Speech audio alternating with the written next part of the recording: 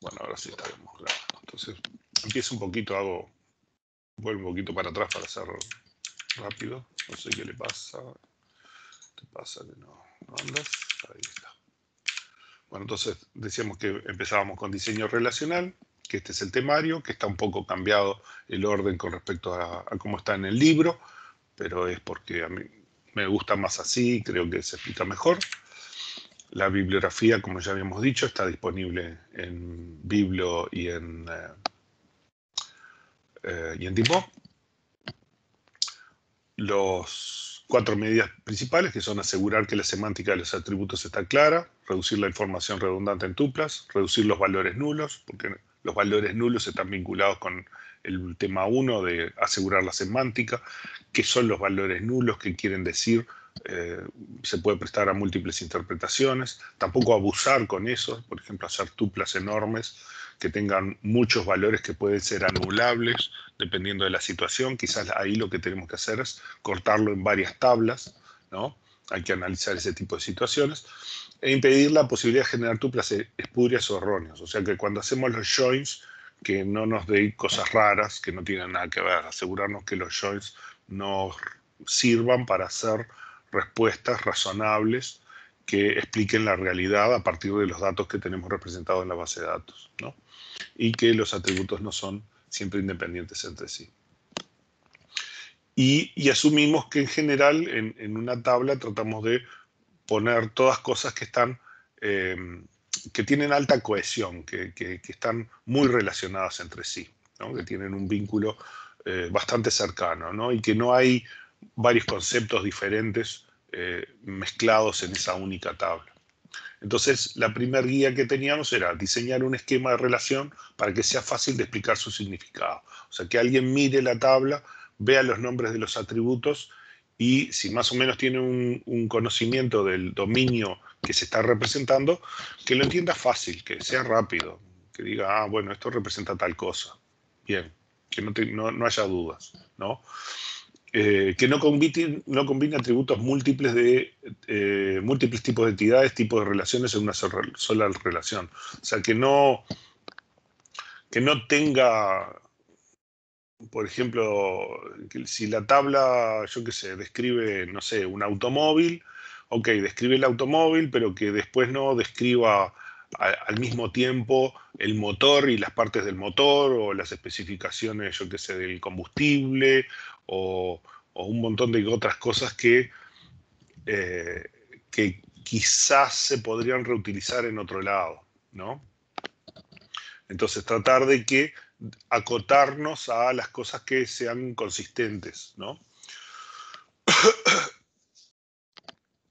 Entonces, básicamente sobre este tema, si un esquema corresponde a algo de la realidad acotable, entonces va a ser fácil explicar su significado, y si no, si nosotros le damos nuestra tabla a otra persona y es difícil de explicar qué es lo que representa, ahí tenemos algún problema de diseño, ¿no? Bueno, en este caso, ¿qué es lo que pasa? Por ejemplo, tenemos esto, ¿no? El nombre del empleado, la fecha, el nacimiento, la dirección, y además tenemos el departamento y quién es el gerente, ¿no? Entonces vean que en realidad estamos mezclando dos cosas, mezclando una cosa que es el empleado y otra cosa con los datos del departamento y quién es el gerente del departamento. Entonces, este tipo de mezclas generan redundancias, ¿no? Que nosotros queremos evitar. O sea que acá hay un montón de datos que se vuelven a repetir para distintos empleados. Entonces tenemos que agregar información del departamento que tiene que ser consistente con los otros departamentos, ¿no?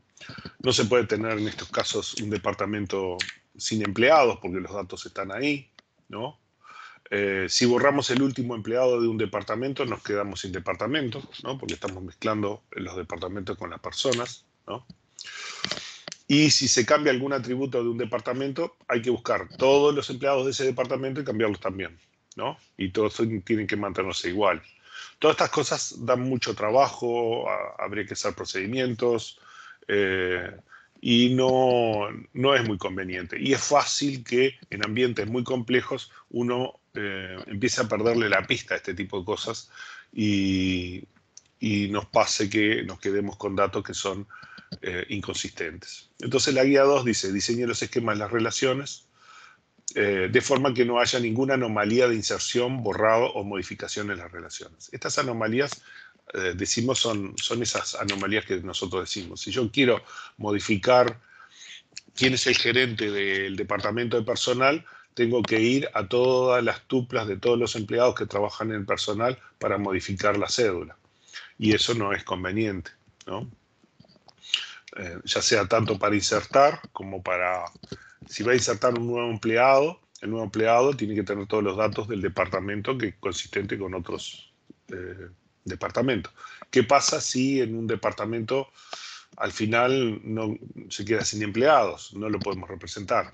¿Ah? Todos esos casos son lo que llamamos las anomalías de inserción, borrado o modificación de las relaciones, ¿no? Esto no quiere decir que nunca, siempre vamos a evitar las anomalías, ¿no? O sea, va a haber casos que por temas de eficiencia, por temas de, de desempeño de la base de datos, quizás algunas anomalías las tengamos que mantener. O por situaciones medio particulares de las dependencias entre los datos, ¿no? Que vamos a ver más adelante, ¿tá? Hay algunos casos de anomalías que no los podemos evitar si queremos representar la relación, porque hay la complejidad de los vínculos en el mundo real puede ser difícil. Entonces, para esos casos, ¿no? Que vamos a ver más adelante, hay que documentarlo claramente y asegurarnos que los programas actualizan la base de datos correctamente en función de esos requisitos, ¿no? O sea, algunas veces situaciones parecidas a esto no las vamos a poder evitar, ¿no? No específicamente esta es evitable, pero hay otro tipo de situación en la cual quizás no podamos evitarlo.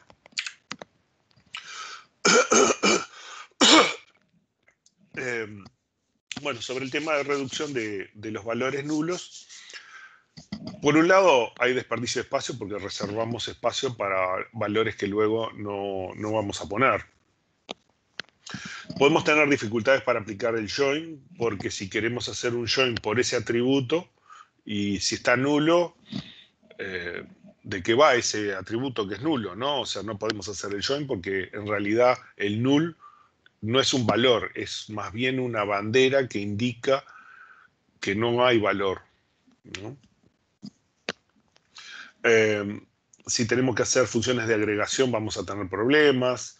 Y el problema grande es la interpretación. Bueno, tengo un null en este atributo. ¿Por qué es? Porque no tenía la información, nadie la consiguió y hay que conseguirla y rellenarla. O significa que no es aplicable porque, yo qué sé, por ejemplo, el departamento en una dirección, pero justo es una casa, entonces es un departamento. Pero estoy seguro que es un departamento, que es una casa, o no será que es un departamento y no sé cuál es el departamento. Entonces, todo ese tipo de cosas, ¿no? Hacen que las interpretaciones de los null puedan ser difíciles. Y lo peor de todo es que el null puede ser implementado diferente en distintas bases de datos. Entonces, en una base de datos lo tengo que resolver de una forma y en otra base de datos de otra, ¿no? Entonces, manejar los nulls es siempre complicado. Entonces, la guía 3 dice, en la medida de lo posible, evitar el uso de null, ¿no? Si los nulls son inevitables, asegurarnos que es bien claro en qué situación lo estamos usando, ¿no? Por ejemplo, nosotros vimos algunos usos de nulls para temas de cardinalidad, ¿no? Con clave foránea, ¿no? Esos son patrones bastante bien determinados para el uso de los nulos, ¿no? Bueno, usar el espacio eficientemente. Si yo tengo muchos nulos, quizás me convenga hacer que todos esos atributos estén en una tabla separada, de forma que va a haber una tupla o no va a haber una tupla, dependiendo si esos valores son nulos o no, ¿no? Y temas de ese estilo.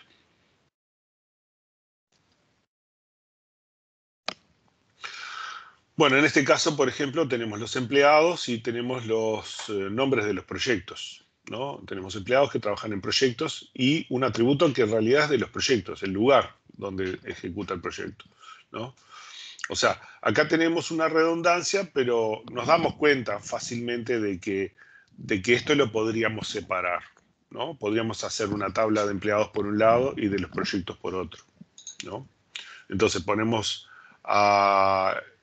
si ponemos, por ejemplo, si separamos mal, ¿no? En este caso, acá tomamos a los empleados y separamos el lugar del proyecto, ¿no? Mientras que por otro lado tenemos la cédula con los nombres de los proyectos. Acá perdimos el vínculo. Hay algo que no funciona y es que perdimos el vínculo entre el nombre y la cédula, ¿no?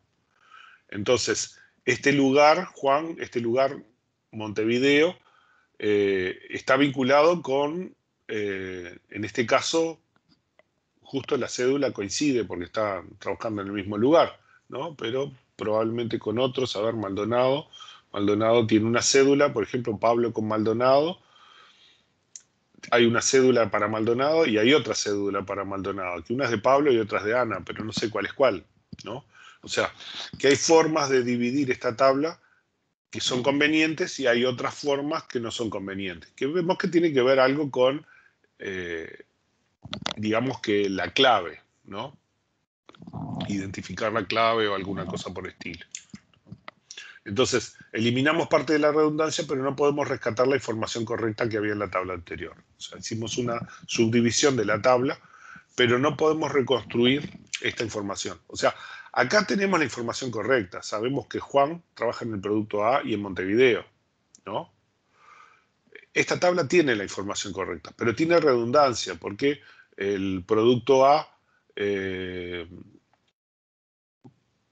en este caso, bueno, no, nombre del producto A con el lugar no tiene mucha relación, pero eh,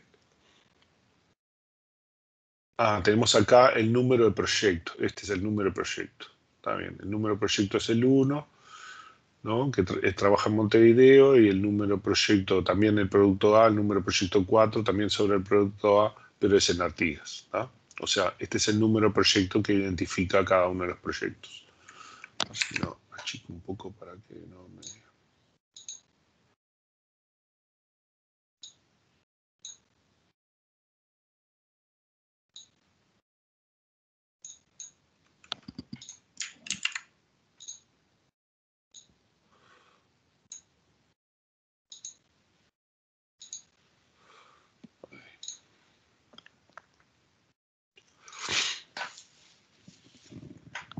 Entonces hay una relación, ¿no? El número proyecto, lo que pasa es que están mezclados los atributos del empleado con los del proyecto. El número proyecto vincula al nombre producto que se trabaja en ese proyecto y en qué lugar se está trabajando, ¿no? Y qué personas trabajan. Ahora, al hacer esta subdivisión, aquí estamos perdiendo parte de la información, o sea, eliminamos alguna parte de la redundancia, ¿no? Pero no tenemos, no podemos reconstruir la tabla anterior con un join adecuado.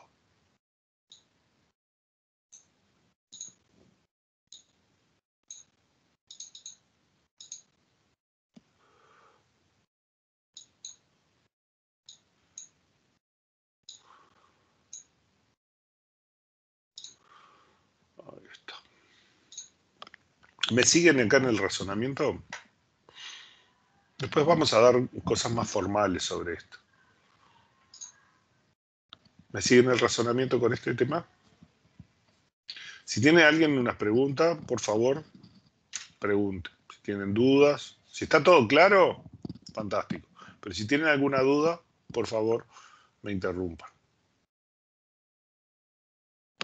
Bueno, la guía 4 es diseñar esquemas de relaciones de forma que se pueda hacer XJoin en pares de atributos adecuadamente relacionables. Por ejemplo, clave primaria con una clave externa o foránea, ¿no?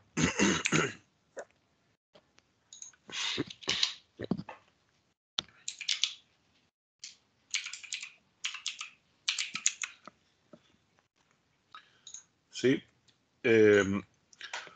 Que garantice que no se generen tuplas erróneas. Evite las relaciones que contengan atributos coincidentes que no sean combinaciones de clave foránea y clave primaria. O sea, tratar de que siempre hagamos los joins por una clave foránea que apunta a una clave primaria y no por otros atributos de dudosa índole, ¿no? O sea, tratar de ser prolijos en ese tipo de vínculos, de forma que hagamos siempre joins consistentes, correctos, ¿no?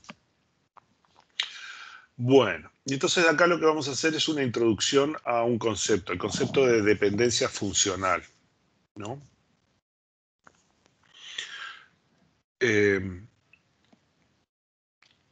La idea de la dependencia funcional es que hay algunos atributos que son, digamos, como clave local a otros, o sea que cierto atributo determina ciertos otros atributos, ¿no?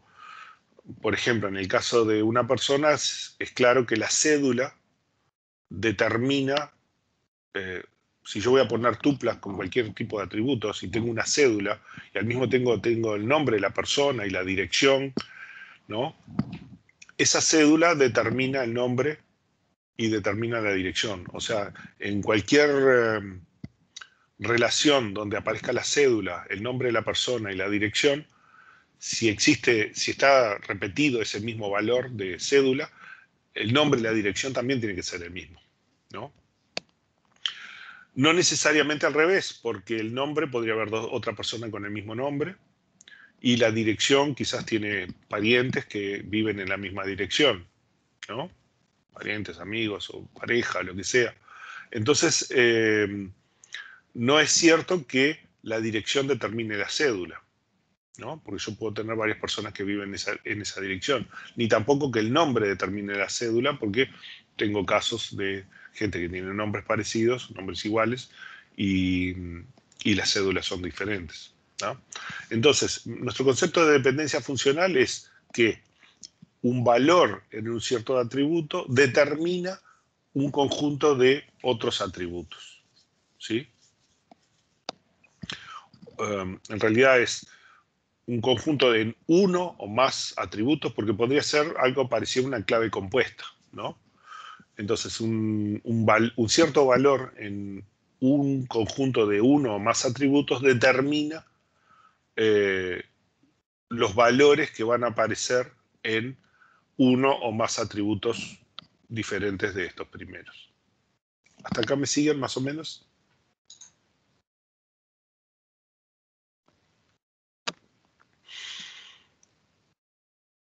No son muy Sí, sí, sí. convincentes. ¿Sí? ¿Se entiende? ¿Sí? Ah, díganme si se entiende, que no está todo claro. Bueno, básicamente la definición es X determina funcionalmente a Y, ¿no? Y se nota de este estilo, ¿no? Este X va a ser el nombre de un atributo o un conjunto, puede ser un conjunto de atributos, y el de Y también un conjunto de atributos. Entonces, lo que dice es, si fuera un conjunto de atributos, es la aparición de una cierta combinación de valores en ese conjunto de atributos determina el conjunto de valores que va a aparecer en estos otros atributos, ¿no? Por ejemplo, podría ser, yo qué sé,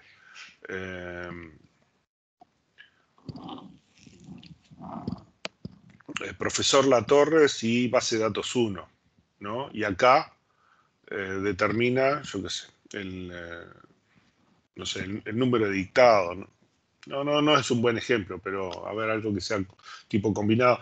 No se pongan, por ejemplo, en credencial cívica, ¿no? Y si ponen las letras por un lado y el número por otro, la combinación de letras y número determina la persona que es quien es el poseedor de esa credencial cívica, ¿no? Yo podría tener los atributos de las letras de la credencial y el número de la credencial separados, y esos dos determinan el nombre de la persona, la dirección, en fin, todas esas cosas. Esa es un poco la idea, ¿no? Puede ser, por ejemplo, un conjunto de atributos, ¿no? Decíamos, tengo un atributo A, B, C que determinan funcionalmente el conjunto D, ¿no? Eh, podría ser AB, ¿no? Y que sean las letras y el número de la credencial cívica, y acá el nombre y el apellido, y yo qué sé, y otros atributos, ¿no? La notación puede variar un poco, ¿no? En algunos lados lo ponen como... Porque estamos trabajando conceptualmente con conjuntos de atributos, ¿no? Entonces ponen los corchetes como diciendo, bueno, este es el conjunto de estos atributos. Que esos atributos a su vez tienen ejemplares, tienen valores en una tabla, ¿no? Estamos trabajando con el esquema, todo esto es el esquema.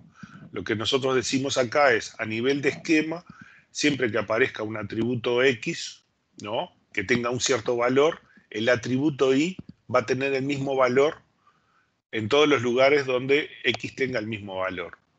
Esa es la definición que estamos diciendo. O sea, si yo tengo una cédula, el nombre del empleado y la dirección del empleado siempre van a ser la misma. Donde me aparezcan estos tres atributos, ¿no? En los valores de las tuplas, si me aparece una cédula en una tupla y en otra, en las dos tuplas tienen la misma cédula, entonces el nombre y la dirección tienen que ser iguales, ¿no? Esto es lo que estamos diciendo, la dependencia funcional, es una regla del mundo real. Lo que nosotros estamos diciendo es, siempre que haya una cédula, la cédula determina la persona y todos los atributos de la persona. Entonces hay una dependencia funcional entre cédula, de número de cédula, y todos los atributos de la persona de esa cédula, ¿no? Son relaciones del mundo real. Y entonces lo que nosotros queremos es que esas dependencias funcionales siempre se cumplan adentro de nuestra base de datos, ¿no? Nosotros podríamos tener un montón de dependencias funcionales. Ustedes cuando van a hacer un sistema, yo qué sé, de gestión de producción y de inventario y logística en una empresa. Entonces ahí van, caen en la empresa con su libretita y van a hablar uno a uno con los usuarios, ¿no? Con los gerentes, con los que hacen las recepciones de las solicitudes, con los de la planta donde se fabrican las cosas, con los de la gente que mantiene el inventario en los depósitos, con los de ventas y con los de logística que después mandan los camiones o los repartos para enviar todo eso. Cada uno les va a dar un conjunto de reglas, de dependencias funcionales, que bueno, ustedes van a tener que traducir a dependencias funcionales, que se tienen que cumplir, que son diferentes en cada uno de esos lugares, porque cada uno de esos lugares, el objetivo de operación, de trabajo que van a tener, van a ser diferentes. Entonces ustedes van a tener, entre otras cosas, además de la descripción de cada uno de los atributos y un montón de otras cosas, van a ir descubriendo estas dependencias funcionales, ¿no? Y luego, a partir de estas dependencias funcionales, nosotros vamos a poder operar para poder hacer diseños adecuados de las bases de datos que soporten a todas esas cosas. Incluso les va a dar algunos elementos para decir, acá me faltan reglas. O sea, yo hablé con la gente de gerencia, hablé con la gente de ventas, y hay algunas cosas que están desconectadas. Entonces voy a tener elementos para darme cuenta de que me faltan datos, de que quizás yo preciso algunas dependencias funcionales más, relaciones entre los datos que no tengo todavía, ¿no? Ese tipo de cosas vamos a poder hacer con estos modelos, esta teoría, ¿ah? Bueno, acá montones de ejemplos, ¿no? La cédula determina nombre y apellido, número de empleado, fecha de nacimiento, dirección y celular, número de departamento, nombre de departamento y cédula de gerente. Vean que la cédula determina el número de departamento y el nombre de departamento. Lo que pasa es que yo después voy a tener que el número de departamento determina el nombre de departamento independientemente de la cédula. O sea, tengo otras relaciones que están escondidas acá atrás, ¿no? Eso ya me sugiere que hay como operaciones de dependencias funcionales. O sea, yo puedo combinar una dependencia funcional con otra dependencia funcional, ¿no? Si yo tengo la calle, el número de puerta y el apartamento, yo puedo determinar el número de teléfono y el servicio de UTE y la cédula del titular de ese lugar, ¿no? Hay otras personas, pero el titular de los servicios es una sola persona, ¿no? Si tengo un número de factura, puedo determinar el cliente, el vendedor, el monto total. Si tengo la sucursal del banco, el número de cuenta, puedo determinar el titular, el saldo y la moneda. Si tengo el ICBN, puedo determinar el título de un libro. Y con la cédula y el curso podría determinar la fecha de inscripción de algún alumno, ¿no? Esos son ejemplos de dependencias funcionales.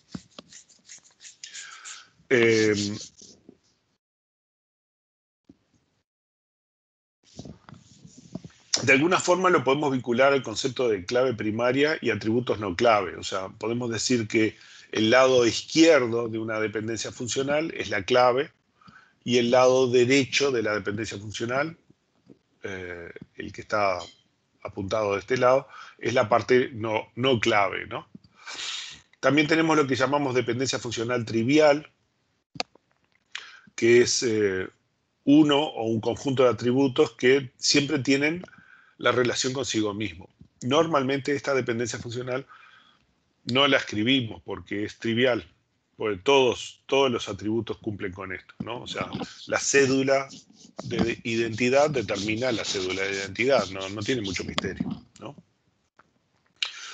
Y de vuelta, entender que este tipo de dependencias en realidad son dependencias de negocio. Nosotros sabemos que en el mundo real se cumple eso. Un usuario nos dijo que siempre que tengamos un cierto X, podemos determinar el Y asociado. ¿Ah? Me lo dijo alguien de la empresa, ¿no? Todos están de acuerdo de que eso siempre se cumple. Entonces mi sistema de base de datos tiene que asegurarse que eso se cumpla, ¿no? Más aún, en lo posible, impedir que haya datos que no cumplan con esta dependencia funcional.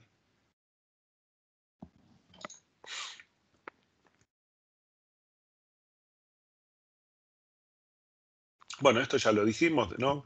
Que para cada valor de X, o sea, en el atributo X tengo un valor determinado y en otra tupla, en esa misma tupla tengo en Y otro valor, ¿tá?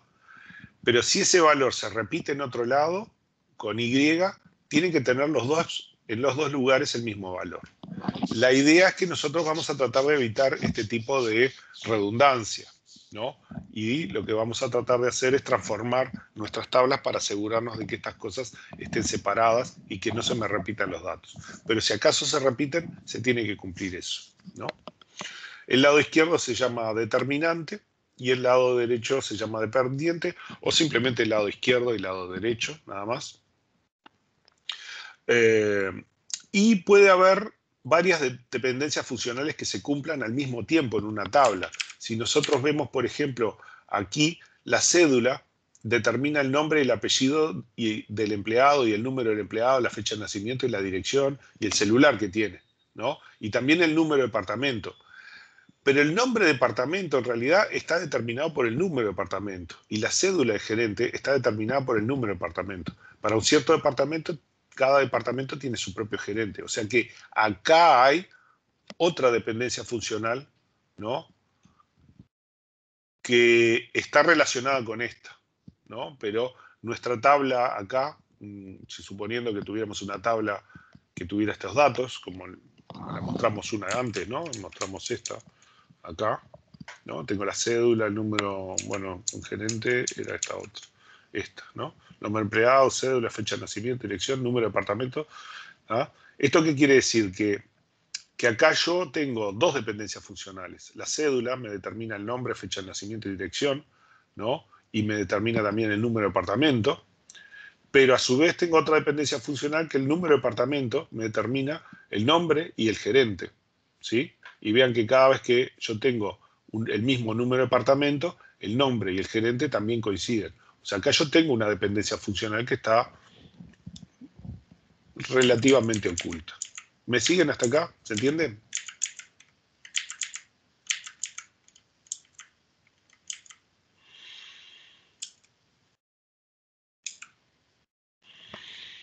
¿Sí? ¿Todos de Entiendo. acuerdo? ¿Se Sí. están aburriendo? No, ¿No? Pues si se están aburriendo, voy más no, rápido, no, para nada. ¿no? Bueno, entonces eso. Puede haber varias dependencias funcionales que se cumplan en una tabla cualquiera. ¿Tá? Entonces, las dependencias funcionales nos permiten analizar esas interrelaciones entre los atributos, ¿no? Y vamos a ver más adelante algunos mecanismos para mejorar el diseño de nuestras bases de datos. ¿Tá? como información previa, ¿no? Y como información extra, las dependencias funcionales, después lo vamos a ver, en realidad esconden los joins que nosotros vamos a hacer, ¿no? O que podemos llegar a hacer. Y las deducciones que podemos llegar a hacer. Pero también se parecen a un mecanismo de lógica proposicional, o sea, cláusulas de Horn, que es lo que usa la lógica, el ambiente de programación lógica Prolog. ¿Alguno de ustedes ha trabajado con GeneXus? ¿No? ¿Ninguno? ¿Saben lo que es GeneXus y eso? ¿Sí? Sí, saber sí, pero nunca trabajé. Sí, sí. No sé si tienen laboratorio ustedes de GeneXus. Antes había un laboratorio GeneXus en algún momento, ¿no? Pues es un ambiente que está bastante interesante. Bueno, yo les explico un poco de qué va la idea. GeneXus tiene un ambiente donde ustedes lo que generan son, podríamos decir, casos de uso. Algo parecido a casos de uso, ¿no? Ellos lo llaman vistas de usuario o algo así, ¿no? Y entonces en esos casos de usos ustedes de alguna forma, en realidad en la anotación de ellos, pero de alguna forma lo que ustedes están representando son este tipo de cosas, dependencias funcionales y algunas cosas de programación, algunos scripts, algunas cosas de ese estilo, para algunos datos, ¿no? Entonces ustedes describen todo eso. Ustedes nunca diseñan la base de datos en GeneXus, ustedes diseñan relaciones entre datos, ¿no? Que en el fondo son estos, son dependencias funcionales, ¿no? Y para cada formulario, digamos que ustedes lo definen las dependencias funcionales que son relevantes para ese usuario, para ese uso, para ese caso de uso, ¿no? Y entonces ustedes hacen múltiples vistas de casos de uso, ¿no? O sea, la gente de logística va a ver tales o cuales cosas, la gente de producción ve tales o cuales, la gente de inventario tales otras, ¿no? La gerencia tales otras. Cada uno ve su visión de la base de datos. Y adentro, GeneXus en realidad tiene un microprolog que va a hacer muchas de las cosas que vamos a estar viendo en el curso, ¿no? Los algoritmos. Lo que va a hacer es va a analizar todas esas dependencias funcionales y va a decidir el mejor diseño de la base de datos relacional que le parezca en función de sus criterios, ¿no? Y entonces va a generar una base de datos en el sistema que ustedes le digan, ¿no? GeneXus lo que hace es eso, ¿no? Ustedes diseñan una interfase, diseñan cierto tipo de interacción y reglas, ¿no? Y a partir de eso deduce cuál es la mejor estructura de las bases de datos y diseña las bases de datos. De alguna forma, lo que nosotros vamos a hacer en este curso es eso, ¿no? Más adelante. Bueno, entonces podemos tener con estas dependencias funcionales, de alguna forma, cadenas de deducciones, ¿no? Vean que nosotros cuando estábamos viendo este caso, ¿no? ¿No? Nosotros teníamos los empleados y teníamos los departamentos, ¿no? Acá está todo junto, pero de alguna forma nosotros podríamos preguntarnos, bueno, ¿cuál es el gerente Juan? Y bueno, identificarlo. ¿Cuáles son todos los funcionarios que trabajan en el departamento número 1? Y entonces identificar todos los funcionarios que trabajan en el departamento número 1. Acá es trivial porque es una única tabla.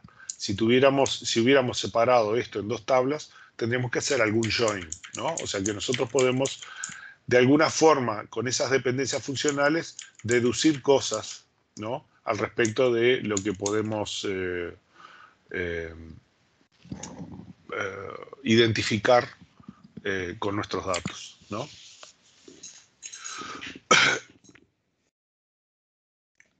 Entonces, en una tabla, los datos que sean consistentes con el mundo real deben cumplir con las dependencias funcionales que se describen, ¿no? Que describen a la parte de ese mundo real que representan. O sea, Si yo voy y tengo que cédula va a representar nombre, apellido, dirección, teléfono, email, padre, madre, nivel educativo, bueno, esta tabla debe cumplir con eso, ¿no? De alguna forma yo me tengo que asegurar que los datos que pongo son consistentes y si hay otras dependencias funcionales, tienen que ser consistentes con las dependencias funcionales, ¿no? O sea, mi tabla tiene que respetar todas las dependencias funcionales que se cumplen con los atributos que tiene esa tabla. Supongamos esto es el caso de un sistema de facturación, ¿no? Parecido al ejercicio que ustedes están haciendo en el laboratorio. Lo que pasa es que usó otros nombres. En vez de orden es factura y en vez de detalle es línea de factura, ¿no? Pero es la misma estructura, ¿no? Y entonces acá tenemos que el número de factura u orden y la línea de factura o detalle determinan el cliente y todos los datos del cliente, el root, dirección, teléfono, determinan el vendedor y todos los datos del vendedor, la fecha de ingreso, el salario, etcétera, el producto que se está comprando y todos los datos relacionados al producto, el precio unitario, proveedor, etcétera, y la cantidad de ese producto que este cliente está comprando, ¿no? O sea, yo tengo todas estas dependencias, ¿ah?, que existen ahí. Pero vean que todo esto quiere decir que yo, el número de factura, el número de línea determina el cliente, probablemente por el root, quizá, o la cédula, pero a partir de eso también esa cédula determina todos los otros datos. O sea que yo puedo hacer cadenas de deducciones a partir de este tipo de dependencias funcionales. O sea, yo tengo el número de factura y el número de línea que me determina el número de factura, que es trivial, ¿no? Obviamente porque el número de factura determina el número de factura, pero me determina el código de producto y la cantidad. Y el código de producto me determina qué tipo de producto, el nombre del producto y el root del proveedor. Este root de proveedor me va a determinar el nombre del proveedor, giro, y así sucesivamente. El número de factura también me determina la fecha de venta, la cédula del cliente, la cédula del vendedor, y con la cédula del cliente puedo tener el nombre del cliente, el root, la dirección del teléfono, y con la cédula del vendedor tengo el número de empleado, fecha de ingreso y salario. O sea, mi mundo real está lleno de dependencias funcionales, ¿no? Y estas son las que dictan, de alguna forma, qué relaciones tienen que cumplir esos atributos, ¿no? Y que si yo tengo la cédula del vendedor en dos lugares y el nombre del vendedor en dos lugares, siempre que aparezca una cédula tiene que aparecer el mismo nombre, no puede aparecer otro, ¿no? Y bueno, de esas dependencias funcionales, lo que es natural es que, y sí, las dependencias naturales están muy relacionadas con el diseño de las bases de datos, ¿no? O sea, las dependencias funcionales, cada una de estas dependencias funcionales, de alguna forma es una tabla, ¿no? O sea, vean que yo tengo el número de factura, línea de factura determina el número de factura, el código de producto y cantidad, ¿no? Acá, porque tengo número de factura y línea de factura, es que es una entidad débil. Número de factura, línea de factura determina el código de producto y la cantidad, ¿no? Es la línea de la factura, ¿no? Este determina la factura, ¿no?, que tiene la fecha de venta y la cédula del cliente, fecha de venta, la cédula del cliente, la cédula del vendedor, ¿no? Y a partir de ahí todos los datos. Y el código de producto determina el producto y el producto tiene el root de proveedor y determina el proveedor, ¿no? Esto es una cosa a lo que vamos a llegar, ¿no? O sea, les estoy dando el final de la película. El final de la película es que si tenemos bien diseñadas nuestras tablas, ¿no?, o nuestras dependencias funcionales, guarda, que estas ya dependencias funcionales ya están muy depuradas, ¿no? El mundo real puede no ser tan lindo como esto, ¿no? Pero cuando tenemos bien depuradas las dependencias funcionales, a partir de esas dependencias funcionales se genera nuestro diseño de base de datos en forma bastante natural.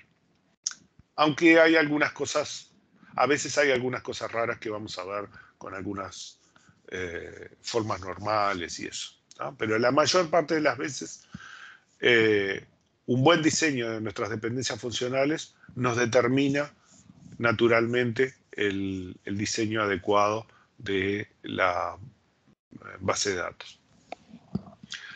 Vean que esto, lo que estamos haciendo es algo un poco diferente a lo que hicimos antes, ¿no? Antes nosotros íbamos allá a la empresa y entonces cada uno nos describía los datos y entonces íbamos haciendo el modelo entidad-relación, ¿sí? Y entonces poníamos todo el modelo de entidad-relación y íbamos haciendo aproximaciones y revisamos con la gente hasta que llegamos a que un modelo de entidad-relación que estábamos todos bastante convencidos y después ese modelo de entidad-relación, junto con las restricciones no estructurales y otras cosas, lo bajábamos a tierra convirtiéndole o a SQL o a modelo relacional, ¿no? Y con eso hacíamos nuestro diseño. Acá la idea es un poco diferente, porque aquello es top-down, es voy a la fábrica, veo las grandes cosas y después voy desmenuzando todo a nivel, hasta llegar a nivel del atributo. Acá es al revés, acá yo voy atributo por atributo como si yo dijera, yo quiero que me digas todos los atributos, todas las cosas que son relevantes y cuáles son las relaciones entre esos atributos. Y a partir de estos atributos y esas relaciones entre los atributos, construir la base de datos hacia arriba, ¿no? Sería un diseño top-down y este es como bottom-up. En el fondo lo que yo quiero decirles es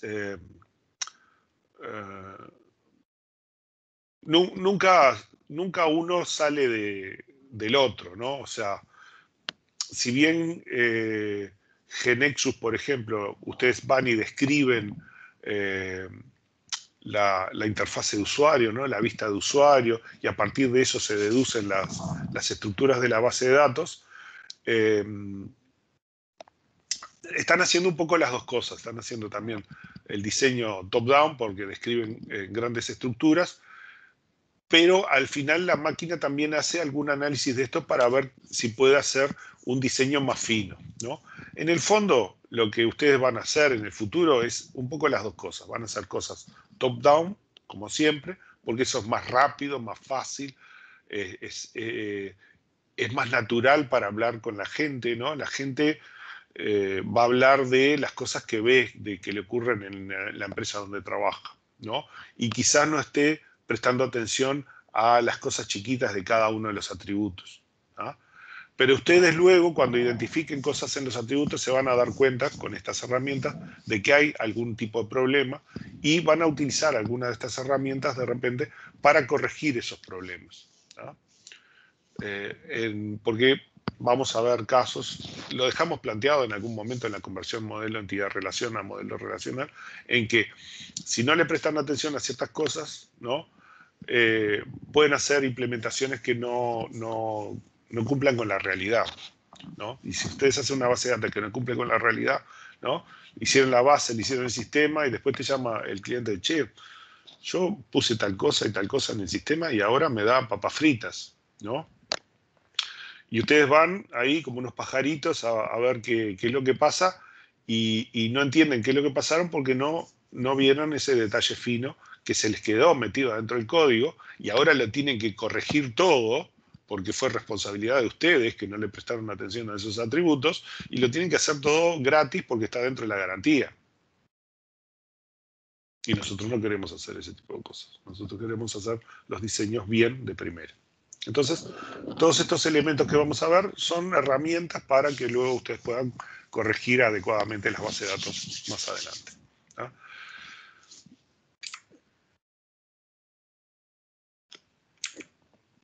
Bueno, por último lo que quería decir es, así como yo tengo toda esta información separada en tablas, perfectamente puedo tener todo en una única tabla. De acá en más vamos a hablar mucho de esta tabla esquema, la tabla R o universal o esquema universal, porque nos va a servir para hacer análisis teóricos, ¿no? Entonces, cuando hablemos de ciertos dominios, vamos a hablar muchas veces de el esquema universal. En algunos libros es R, en otros libros es U. Y la idea es que, ¿qué es esto? Esta tabla, y bueno, es como si yo hubiera hecho de todo esto un join. Hice un join de todo y tengo una única tabla donde están todos los datos repetidos, ¿no? Y entonces me dice el número de factura, el número de línea, la venta, cédula del cliente, el root, la dirección, cada uno de los productos que se vendió, todos los datos de los proveedores, todo en una única tabla enorme, ¿tá?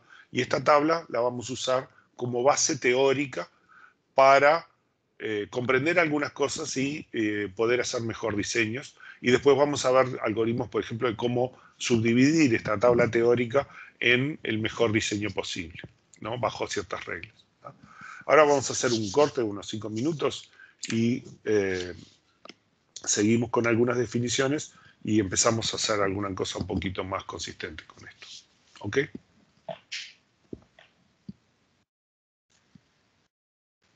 Bueno, perfecto. Dale. Bueno, es un cortecito y ya volvemos.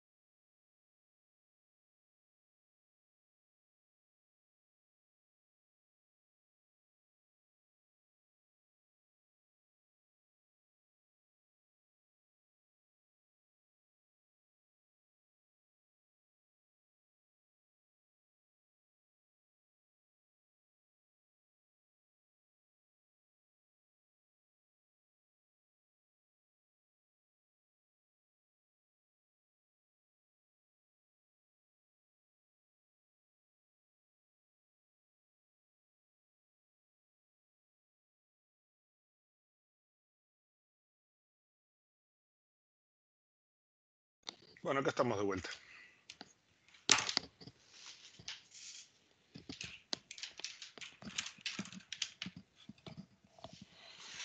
¿Están ustedes por ahí? ¿Todos? Sí, estamos. Estamos. Bueno, entonces algunas definiciones. Vamos a hablar del dominio de discurso, dominio de negocio, que hace referencia a la realidad que estamos, al subconjunto de la realidad que estamos tratando de representar, ¿no? Yo sé, podrían ser los sistemas de una empresa, no sé, lo que fuera. Una aplicación web, una aplicación de celular, y el mini mundo que queremos representar, ¿no? Ese es nuestro dominio de discurso.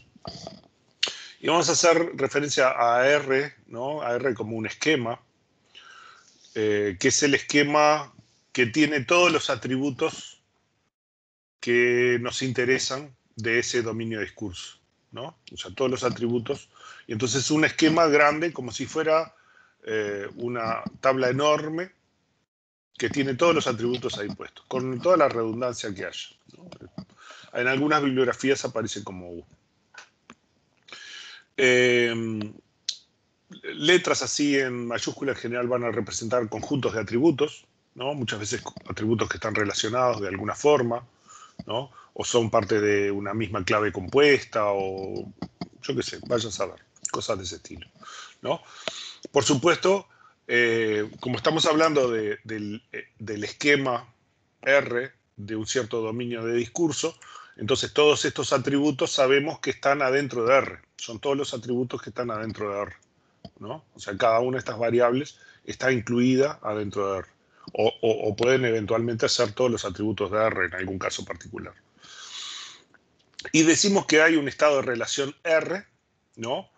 Que es un estado válido de valores, o sea, son los valores de nuestra tabla, de nuestra base de datos, ¿no? Que ahí va a tener, si en la parte de cédulas va a tener la cédula de los empleados, en la parte de proveedores los root de los proveedores, ¿no?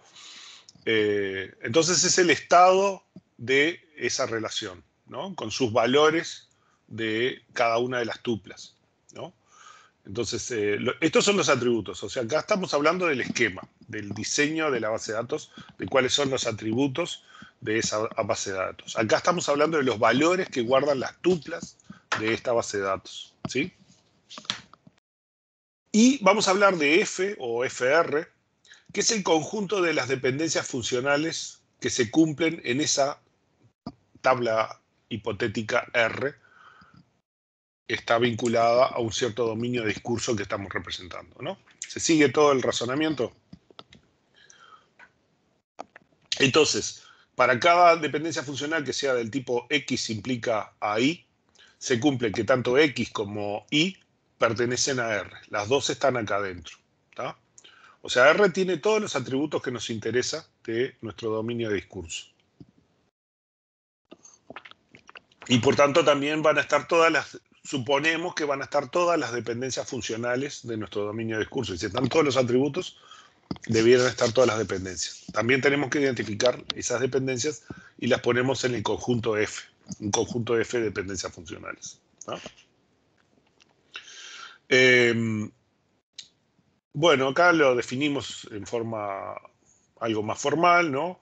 Una dependencia funcional es una restricción de integridad en el modelo relacional en la que intervienen dos conjuntos de atributos y dice que si yo tengo la dependencia funcional X implica Y entre dos conjuntos de atributos X e Y, entonces si en una tupla aparece un cierto valor en X y en otra tupla también aparece el mismo valor, se tiene que cumplir que en esas mismas dos tuplas el valor de Y también tiene que ser el mismo, ¿tá?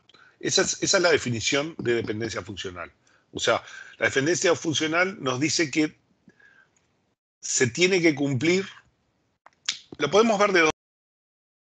Si siempre para todo el universo, cuando los valores de X coinciden, los valores de Y también coinciden, podemos suponer que existe esa dependencia funcional. Esa es una suposición, porque puede darse de casualidad. En mis datos puede darse casualidad que siempre que X tiene el mismo valor, y también tiene el mismo valor y ser simplemente una casualidad. La otra opción es que identificamos una dependencia funcional, que es una regla del mundo real, del dominio de discurso que estamos hablando, y por lo tanto tenemos que hacer que nuestra base de datos fuerce a que siempre ocurra esa situación. O sea que siempre que haya dos tuplas que tengan el mismo valor en X, en Y tiene que también tener el mismo valor. ¿Sí? ¿Se entienden los dos conceptos?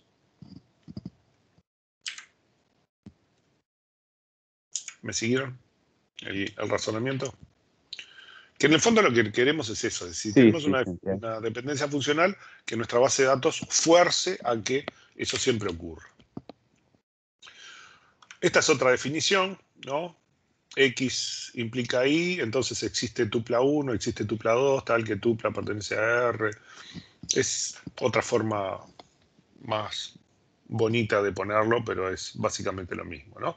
Entonces, si existe T1, existe T2, T1 pertenece a R, ¿no? Al esquema, a los ejemplares de tuplas de R, T2 también, y el valor X de T1 es igual al valor X de T2, entonces el valor Y de T1 tiene que ser igual al valor Y de T2. Es lo que definimos acá, ¿no?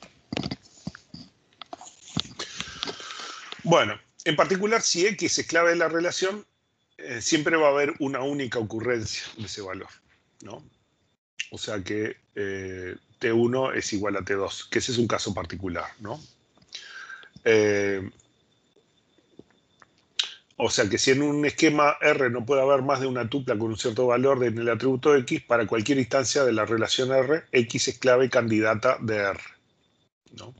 Lo que decimos es que existen algunos atributos que determinan de alguna forma todos los otros atributos de la clave R, de la instancia R.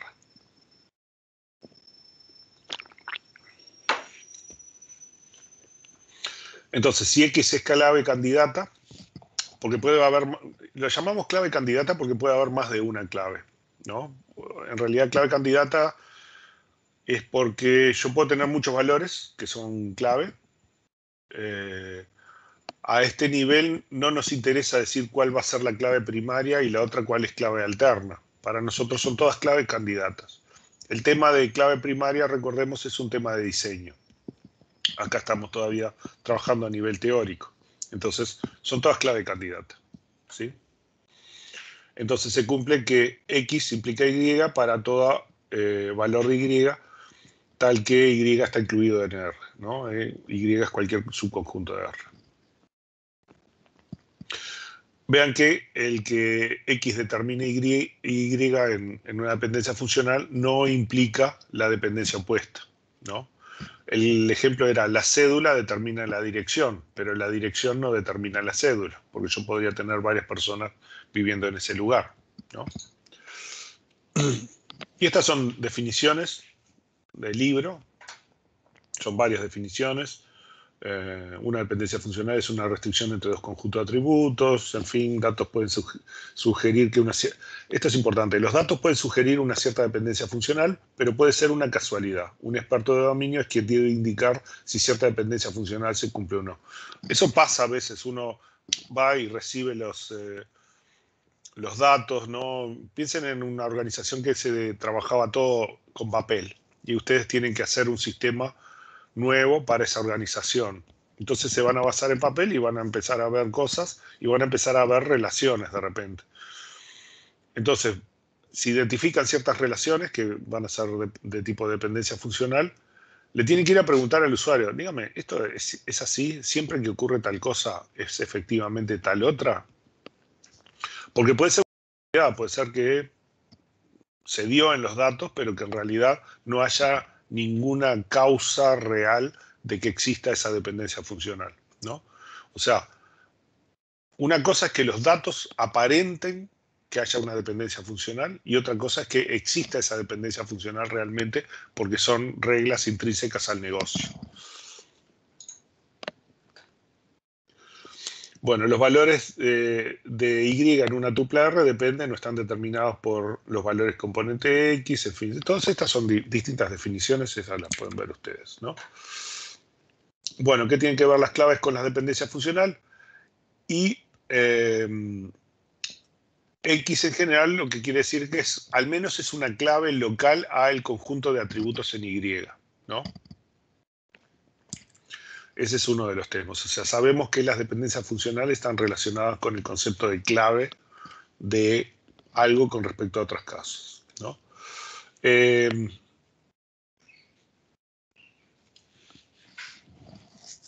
Bueno, nosotros decíamos que llamamos extensión de la relación R a R minúscula de R, ¿no? Que esto lo que quiere decir es un estado de una cierta base de datos. Tengo todas las tuplas con valores posibles, ¿tá? Vamos a llamar extensiones permitidas o estados de relación permitidos es a cualquier combinación de valores que respete el conjunto de dependencias funcionales que se cumplen en la relación R, ¿no? O sea, lo que nosotros estamos diciendo es, ok, yo puedo tener cualquier conjunto de datos, los datos esos tienen que respetar todas las dependencias funcionales. Si hay una tupla, ¿no? Un par de tuplas, ¿no? Tiene que ser, que no cumplen una cierta dependencia funcional, entonces toda la base de datos no está en un estado de relación permitido, ¿no? O sea, no está en un estado de relación consistente con el sistema de dependencias funcionales. ¿Me siguen el razonamiento con esto? ¿Se entiende?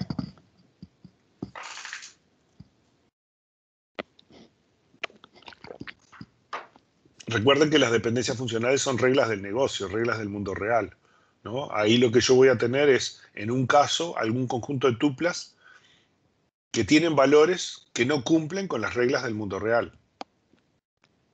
Entonces, no tienen un estado de relación permitido. ¿Sí? ¿Se entiende todos? Cuando hay silencio, ¿qué asumo? ¿Asumo que sí, que entendieron todos o que no?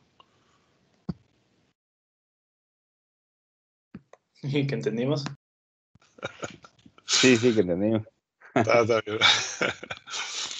Bueno, hay dos tipos de restricciones, ¿no? La restricción del mundo real, que deben ser reflejadas en la base de datos, y por supuesto restricciones del sistema, ¿no? De las acciones del mundo real, que solo se pueden registrar aquellas que conforman a las reglas definidas en el sistema, ¿no? O sea, yo tengo lo que pasa en el mundo real y lo que pasa en el sistema. Lo que tengo que hacer es que todas esas cosas sean consistentes.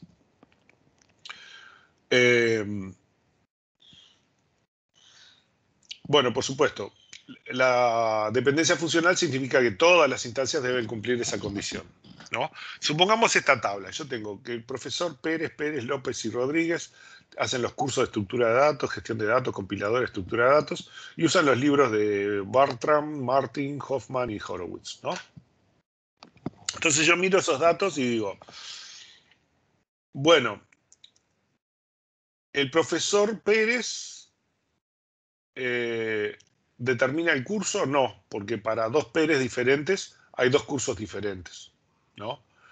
Pero los cursos, como son únicos, yo puedo decir que, al menos en apariencia, estructuras de datos parece que solo lo da Pérez, no porque Rodríguez tampoco lo da. O sea que no hay tampoco una dependencia de curso a profesor.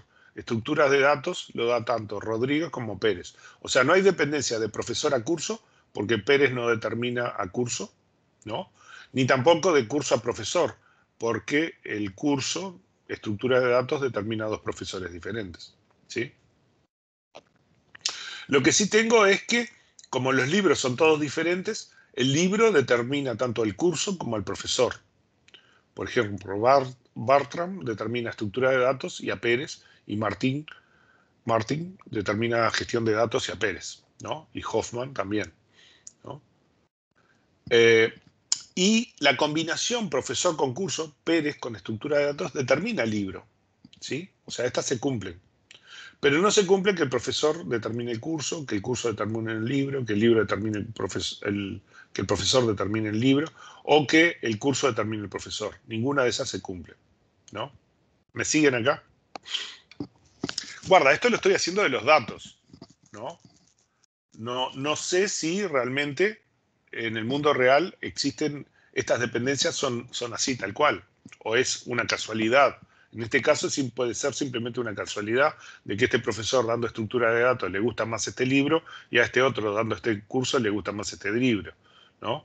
Entonces, quizás la dependencia real, la verdadera, es esta, que el profesor en un cierto curso le gusta un cierto libro, ¿no? Y de casualidad queda la de que el libro determina el curso. ¿Sí? ¿Me explico?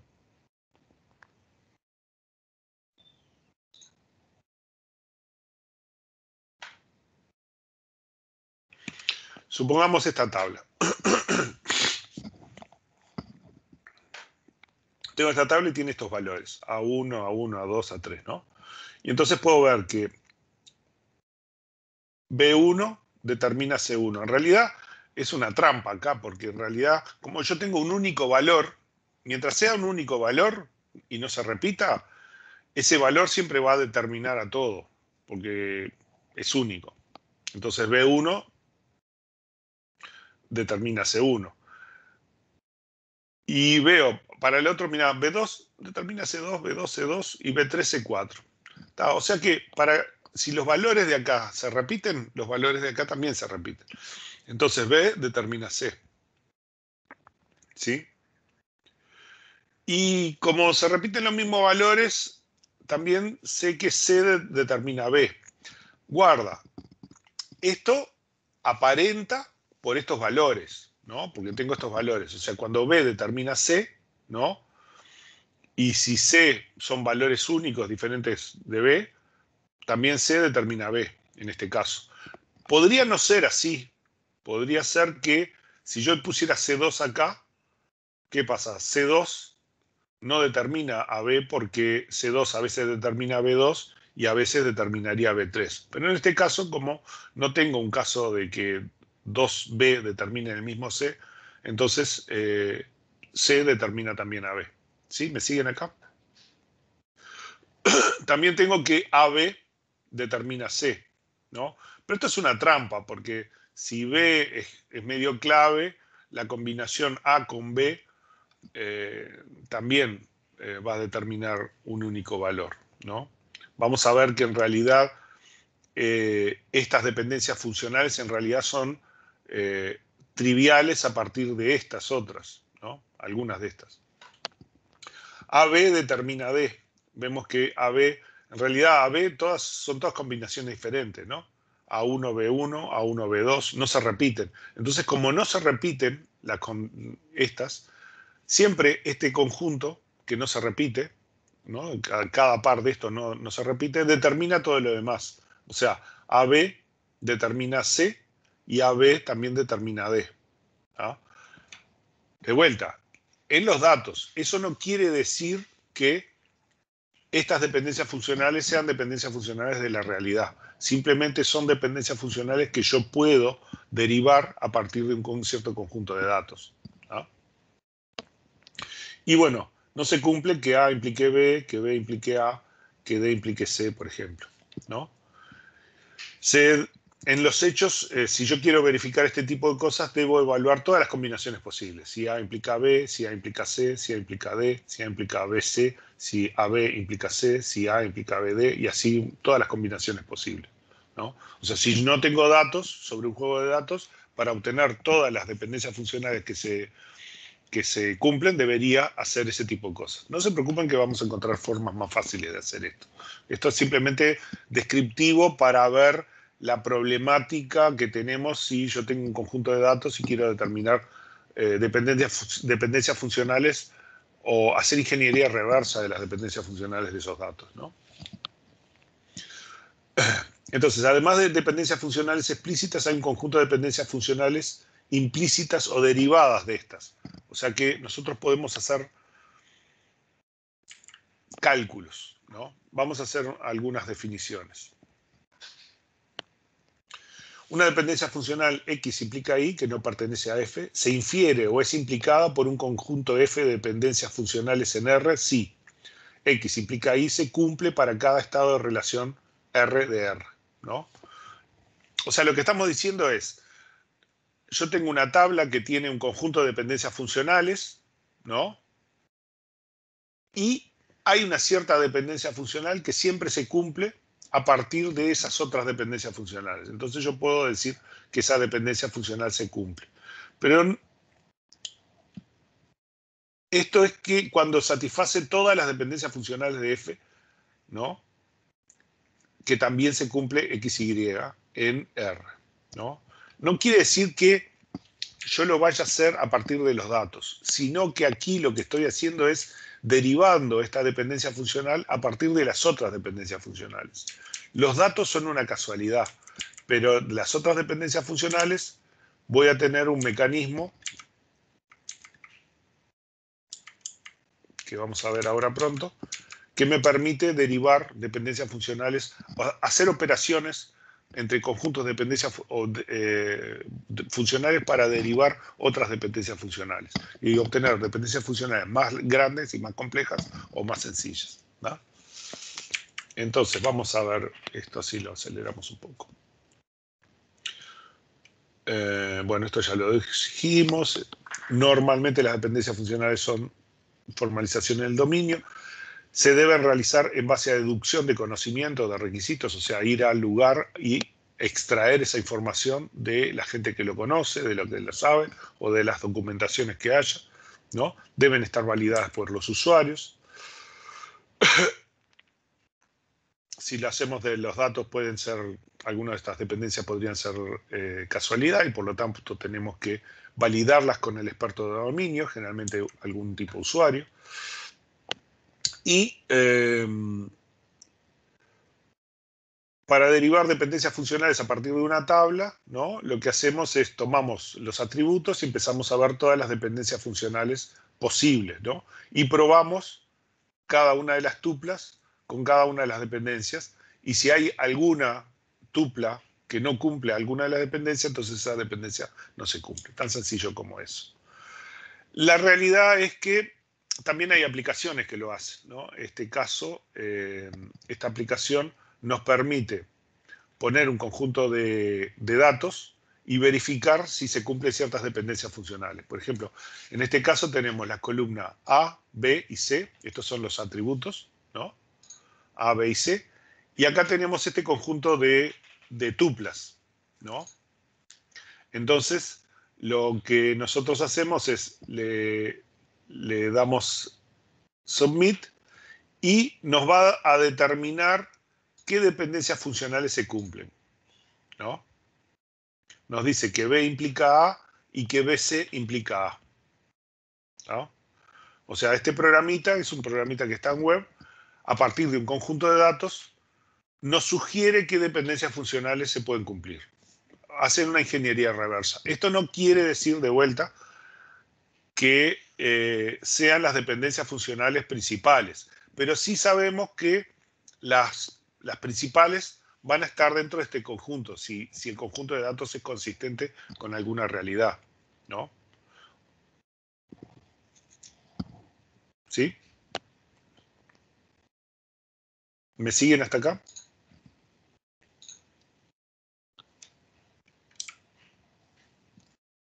Sí.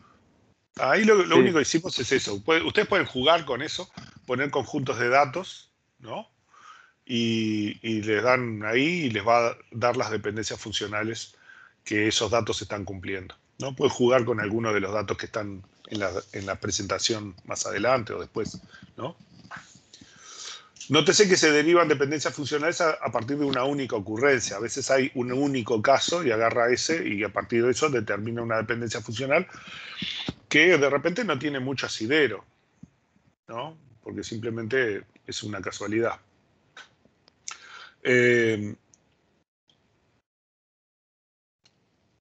Entonces, sobre la base, por ejemplo, de esta dependencia, cédula del vendedor, nombre del vendedor, número de empleado, fecha de ingreso y salario, ¿no? Si se considera solamente el conjunto de atributos, nombre de vendedor, número de empleado, fecha de ingreso y salario, ¿no? A no ser que haya alguna otra dependencia transitiva que no nos queda que no nos queda claro, ¿no? Puede ser que no haya ninguna dependencia funcional entre estas, ¿no? Por ejemplo, puede haber varios vendedores con el mismo nombre. Suponemos que el número empleado debe ser único, entonces probablemente el número empleado determine fecha de ingreso y salario y el nombre del vendedor, ¿no? Pero de momento, si no tenemos una dependencia funcional, no lo podemos garantizar, ¿no? Otro ejemplo, ¿no? Esta tabla, por ejemplo, cumple estas dependencias funcionales y no cumple estas, ¿no? Pero ¿cuáles de estas son las verdaderas dependencias funcionales del mundo real? ¿No? No lo podemos determinar porque no tenemos esa información.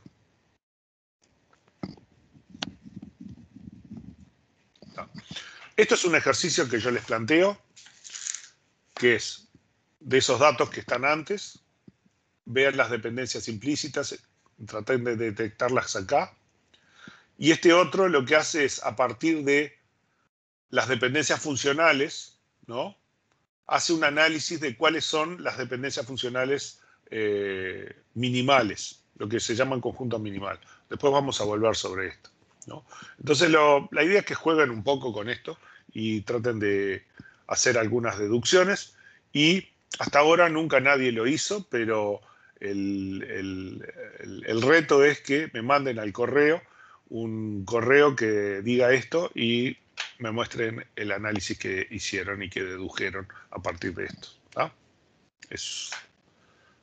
Ya les digo, nunca, nadie, jamás, ningún grupo lo hizo antes. Podrían llegar a ser, alguno de ustedes podría llegar a ser el primero en hacerlo, pero siempre planteo que hagan este ejercicio y nunca nadie lo hace, ¿no? No están obligados, no tiene calificación, ¿no? Es solamente para ser feliz yo.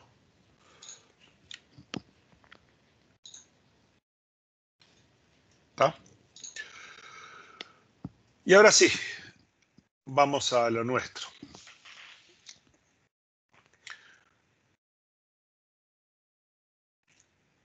El asunto es que hay un álgebra para operar con dependencias funcionales, ¿no?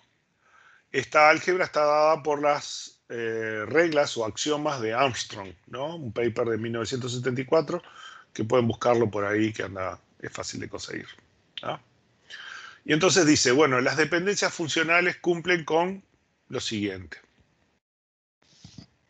Tenemos la propiedad reflexiva, y eso quiere decir que si Y está incluido en X, U acá trata de ser el conjunto universal, R o U. A veces, yo le voy a poner a veces R, a veces U, porque depende de la bibliografía, ¿no?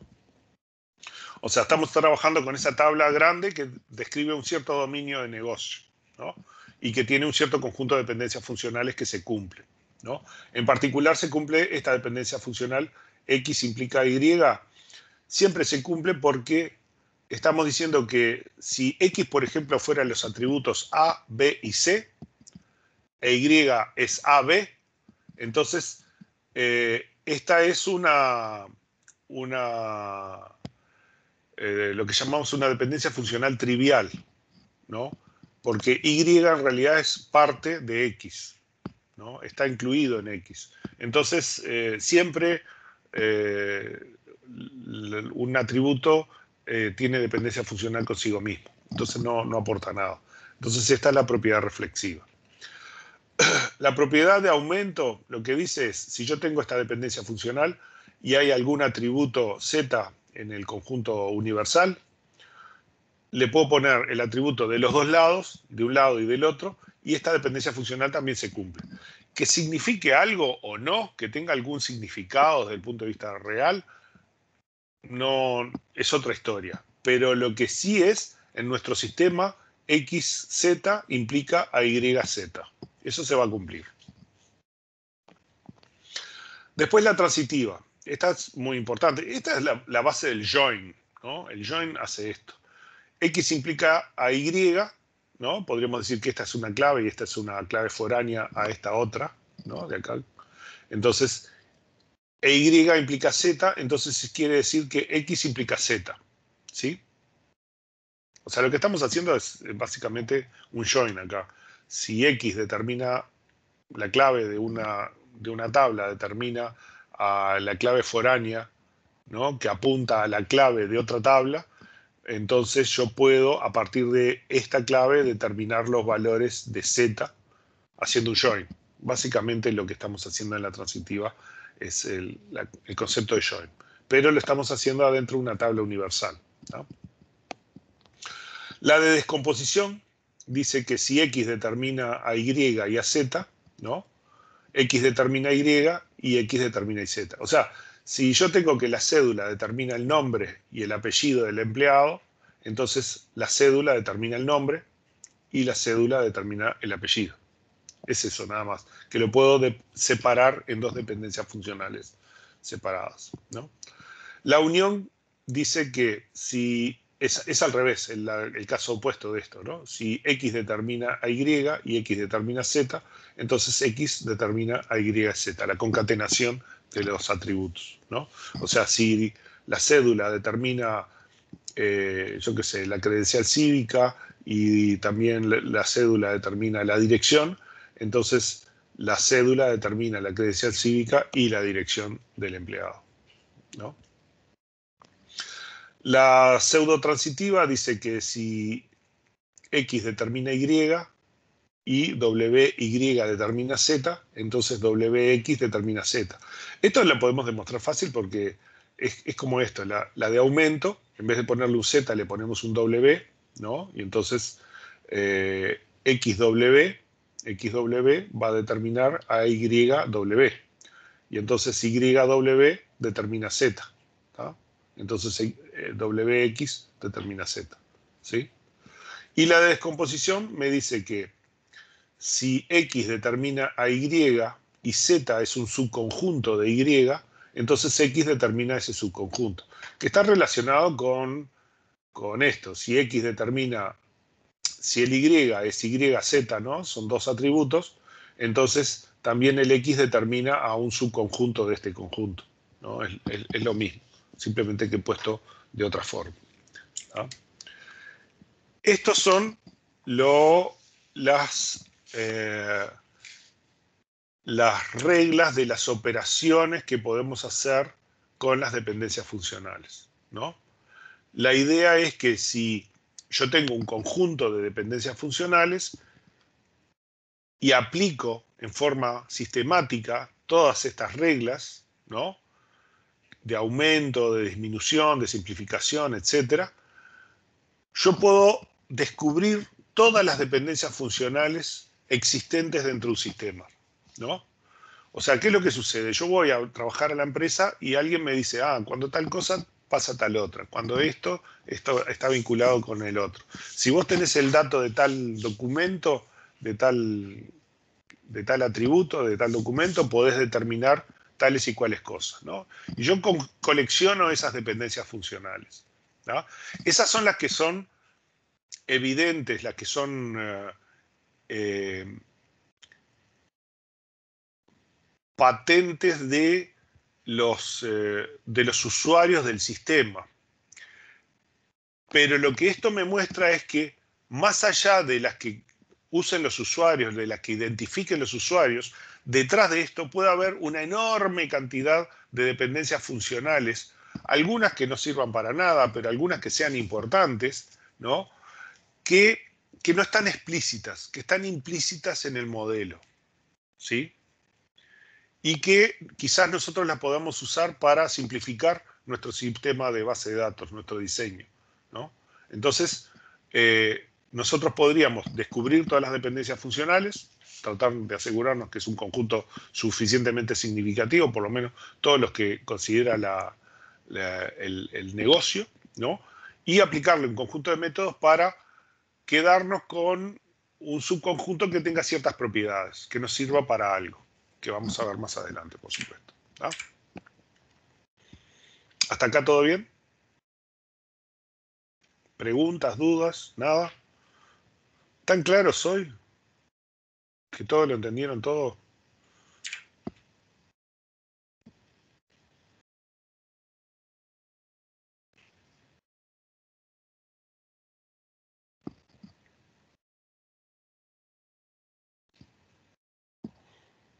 Qué silencio. Bueno, ¿y? ¿Ninguna pregunta, nada, ninguna duda? No. Pobrecito yo, solo y abandonado acá en esta clase virtual. Ni las caras le veo. Bueno, vamos a seguir.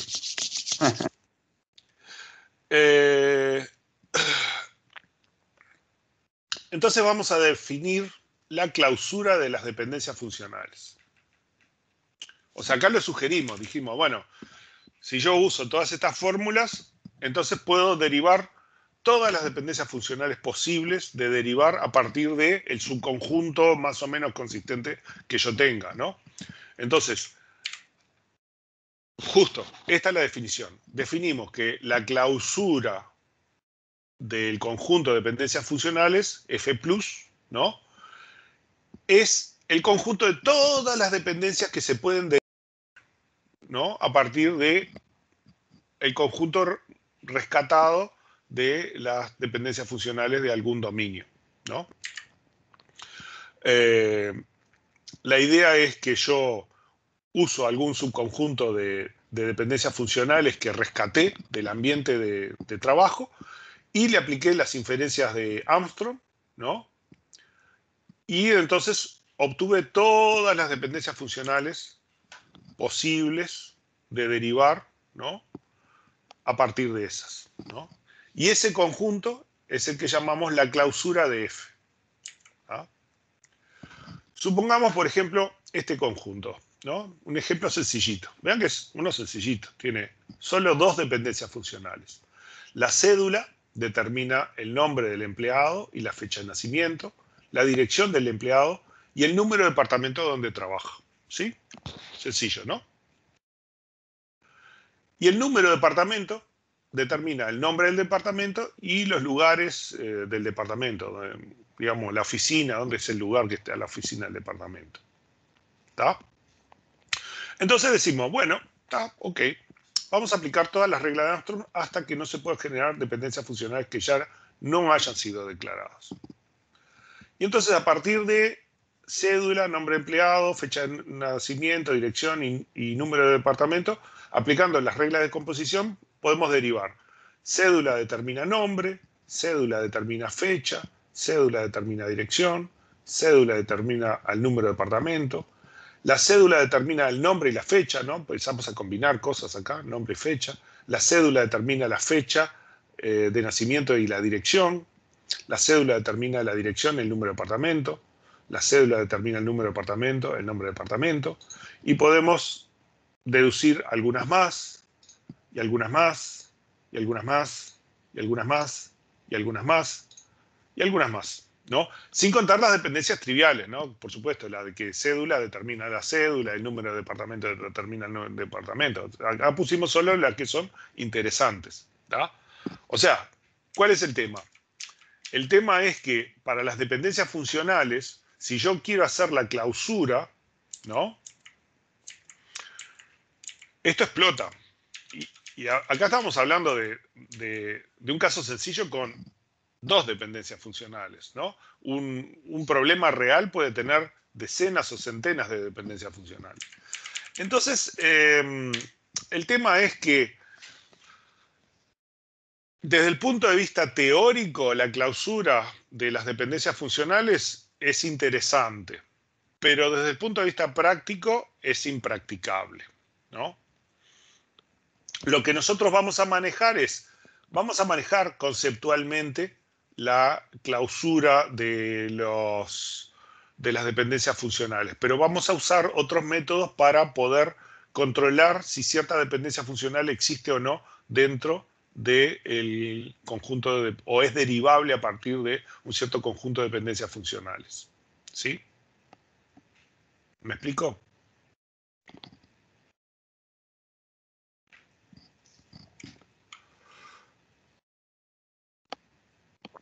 Entonces, decimos que F implica lógicamente que X determina A, ¿no? Y lo notamos de esta forma. Si usando los axiomas de Armstrong, en F podemos derivar que X implica a partir de F, ¿no? Por ejemplo, en nuestras dependencias, estas dos dependencias que nosotros hicimos, que la cédula determina el nombre, fecha y dirección y número de departamento, y el número de departamento determina el nombre de departamento y los lugares, a partir de estas, aplicando suficiente cantidad de dependencias funcionales, por ejemplo, podemos determinar que la cédula, la dirección, el número de departamento, el nombre de departamento y los lugares determinan la fecha y nombre del empleado, ¿no? O sea, Que después esto no esto sirve para nada. ¿Sí? que esto que se implican es simplemente algún elemento de la clausura. Es algún elemento de la clausura. Acá lo que pasa que te puedo asegurar que no lo hice yo. Agarré y le hice un programa. Ahora ya les voy a mostrar. En realidad ya está en el ejercicio, ¿no? Es un programa que está online, que ustedes les tiran las dependencias funcionales y esas cosas y le deriva un montón de cosas que vamos a precisar para hacer ejercicio. Y entre otras cosas hace la clausura de F, ¿no? Entonces yo se lo tiré ahí, lo saqué y lo puse acá. Más que nada para impresionar a los estudiantes. Esto, ¿no? Pero es para poder entender que la dimensión del problema, ¿no? Entonces que nosotros, ok, decimos que X determina A, ¿no? Por ejemplo, como esa que yo les indiqué.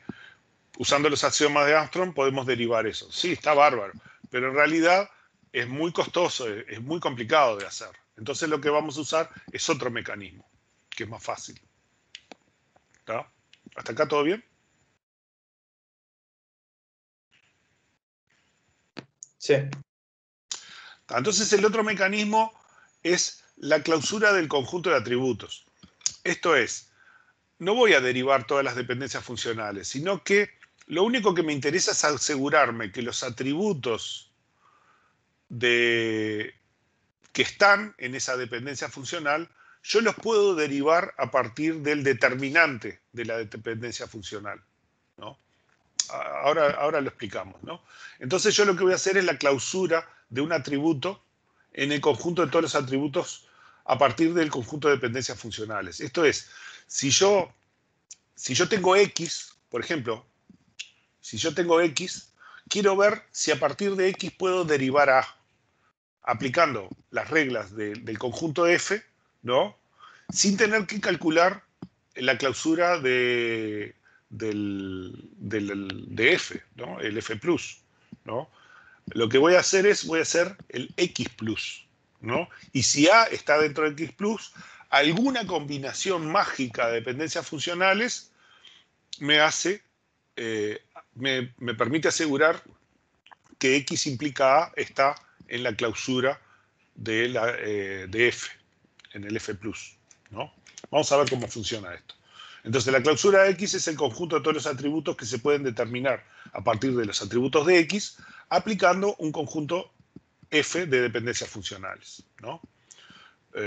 Estas son definiciones, entonces X es la clausura de X respecto a A, y es el conjunto de atributos tal que es X implica A y A incluido en R, que se pueden deducir a partir de F, pero más definiciones, ¿no? Vamos a hacerlo, ¿tá? Vamos a hacerlo. Estas definiciones después las leen ustedes, las ven ahí. Son definiciones de qué quiere decir la clausura de X, ¿no? Distintas definiciones que están en la bibliografía. Pero acá vamos a ver un algoritmo. El algoritmo de la clausura de X, básicamente, yo parto del primer conjunto de atributos X, ¿no? Y entonces agarro a X y veo todas las dependencias funcionales que andan por ahí. Y le empiezo a aplicar las dependencias funcionales. Y a partir del X veo qué otros atributos puedo identificar con la dependencia funcional. Y entonces esos atributos que voy identificando se los voy sumando a X. Y entonces voy armando un conjunto cada vez más grande. En algún momento o llego a R, ¿no? Y ahí me dice que X es clave o superclave de R. Ese es un concepto importante. O llego a un cierto conjunto y no puedo avanzar más. Y ese conjunto al que yo llego, veo si A, el atributo que estaba buscando, está o no está dentro de ese conjunto. ¿Ah? A ver si puedo arreglar un poco esto.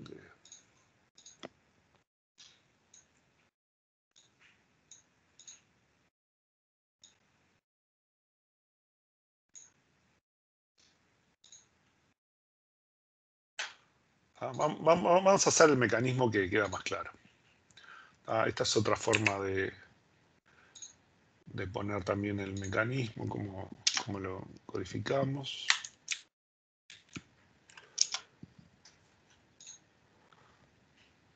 No, es simplemente otra forma del algoritmo. O sea, yo parto con X, ¿no? Y entonces guardo X. Y para cada dependencia funcional en F, veo si X está incluido en Y. Y entonces le agrego los Z de la dependencia. Si X está incluido en Y, ¿no?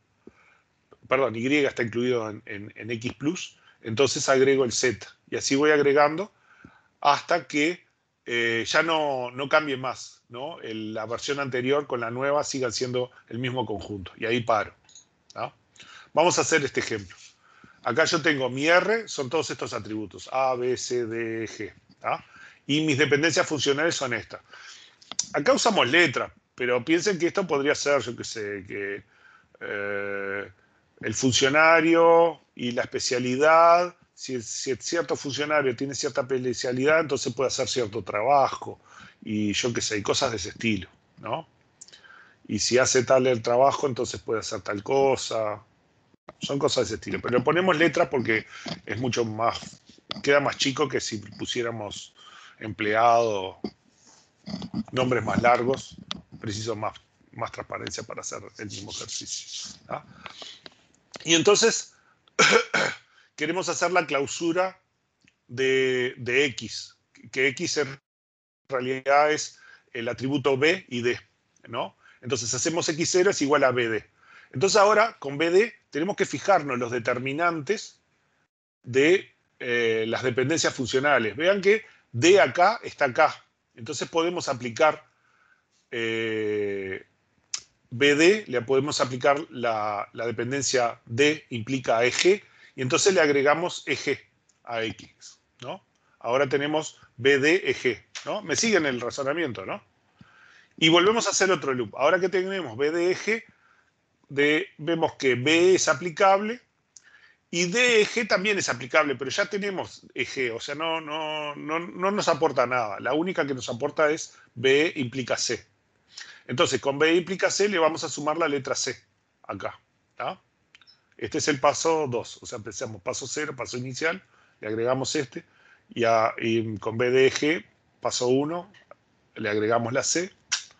Y ahora con el paso 2, a ver cuál hay. Están todos estos que son aplicables, pero en particular tenemos que C implica A y C implica AG. ¿No? G ya está. Y el que no está es A, entonces le agregamos el A. Entonces tenemos A, B, C, D, E, G, ¿no? En realidad A, B, C, D, E, G ya es R. Cuando llegamos a R ahí podemos parar, ¿no? Aunque nuestro algoritmo lo que dice es, bueno, aplicá una vez más y fíjate si la versión nueva es igual que la versión anterior. Si la versión nueva es la versión anterior, eso quiere decir que la clausura de BD, es A, B, C, D, E, G, que es igual a R. Entonces eso lo que nos dice es que BD es clave para R. Es además la clave que determina todo el sistema. O sea, este valor determina todos los otros atributos de R en nuestro sistema. ¿Sí? ¿No? Y a partir de eso podemos deducir que BD implica A, C, E, G, y esta dependencia está en la clausura de F. Hasta acá el razonamiento, ¿me siguen? Vean que es fácil de hacer, es un poco engorroso, pero es fácil de hacer. Sí, se entiende. ¿Ah?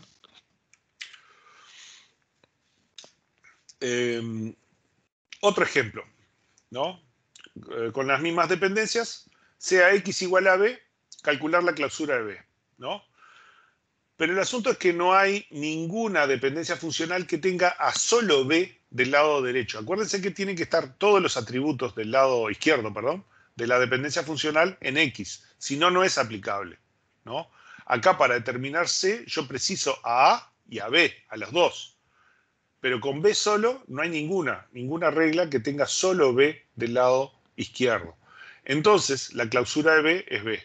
No puedo determinar nada. Este otro ejemplo es con D, ¿no? Entonces, a partir de D, ¿qué es lo que puedo aplicar? D implica EG. Entonces, D implica EG, obtenemos DEG. Pero después, ni con DE, ni con D, ni con E, ni con G solo, tenemos nada. No tenemos tampoco con DE, tampoco tenemos una con DE. Tampoco con EG, tampoco tenemos. EG se determina, pero no está en el determinante. Precisamos que esté del lado izquierdo. Y tampoco tenemos DG, tampoco.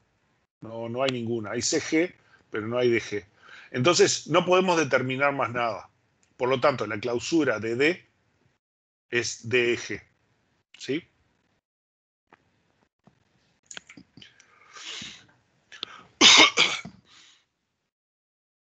Supongamos este caso, ¿no? Yo tengo que la cédula determina el nombre, el número del proyecto determina el nombre del proyecto y el lugar, y la cédula y el número del proyecto determina la cantidad de horas que trabaja el funcionario en ese proyecto, ¿no? Vean que esta es una tabla, la tabla empleado, la tabla proyecto, y esta es trabaja en el empleado, la cédula trae el empleado, el número del proyecto, y cuántas horas trabaja a la semana en ese proyecto, ¿no? Entonces mi R va a ser este conjunto de datos. Y la clausura de la cédula es cédula y nombre. Y la clausura de número de proyecto es número de proyecto, nombre y lugar. Sin embargo, a partir de la cédula y número de proyecto yo puedo determinar R. Por lo tanto, cédula y número de proyecto puedo determinar tanto las horas, como puedo determinar el nombre del empleado, como puedo determinar todos los atributos del proyecto. Entonces, cédula y número de proyecto determina a todos los atributos y está en la clausura de F de este atributo, de este conjunto de dependencias funcionales. ¿Sí? Bueno. Y lo dejamos por acá. ¿Qué es lo que vamos a buscar más adelante? Lo que vamos a decir es, bueno, ok, la clausura es el conjunto de dependencias funcionales más grande que yo puedo obtener, ¿no? Pero ¿cuál es el conjunto de dependencias funcionales más chico que yo puedo obtener y que siga siendo equivalente? Porque si yo agarro ese conjunto minimal de dependencias funcionales que me asegura que se cumplan, si se cumple en ese conjunto, yo sé que se cumple todo el resto, ¿no? O sea, yo lo que quiero es encontrar ese conjunto minimal porque de esa forma puedo determinar el conjunto mínimo de dependencias funcionales que vale la pena prestarle atención en mi sistema, ¿no? Y no tener que prestarle atención a todas esas otras dependencias funcionales que muchas no significan nada, ¿no?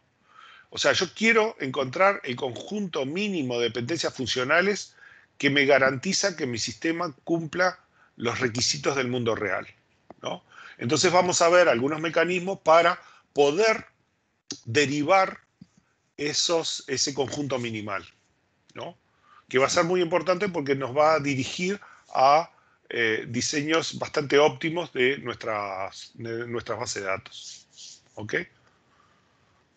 Y nos vemos la semana que viene. Dale, nos vemos, Enrique. Bueno, hasta luego. Nos vemos. Nos vemos. Enrique, nos vemos. Chao.